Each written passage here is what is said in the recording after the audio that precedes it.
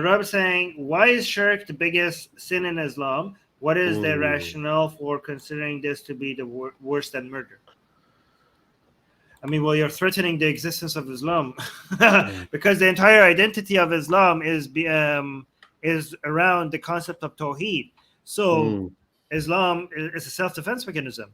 So shirk is the challenge of the concept of Tawheed. Okay, so for people who don't know, Tawheed in Islam means the oneness of God, for Allah, for not having any partners in creation or in anything else, right? So there is no more fundamental or foundational belief in Islam than Tawheed. Like it's the most essential part of Islam. It's the foundation that everything else is built upon. Shirk is associating partners with Allah. So you're asking why it's the biggest sin in Islam, because it basically goes at that foundation. That's why it's the biggest sin in Islam. Is that like? That's pretty good. And one more thing that I wanted to add is, like, obviously from the Islamic perspective, obviously it was built on top of Judaism and Christianity, and obviously with a little bit of sprinkle of Muhammad's understanding. Muhammad had seen, and there are quite a lot of hadiths that actually say that, don't go the way of the past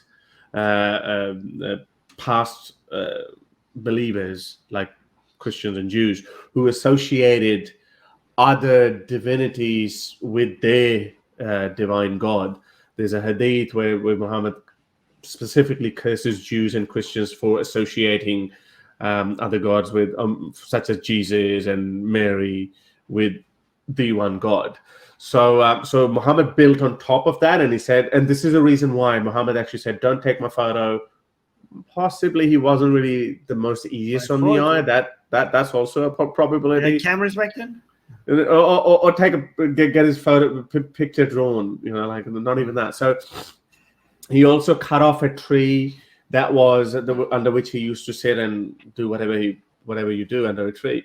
So he cut those up. So the main point that he wanted to make is that I don't want to go down the way of Jesus, where you've got these rosaries and like you've got these inri, like about Jesus hanging on a cross or something. So he didn't want something like that, because he was afraid that you would associate me with Allah.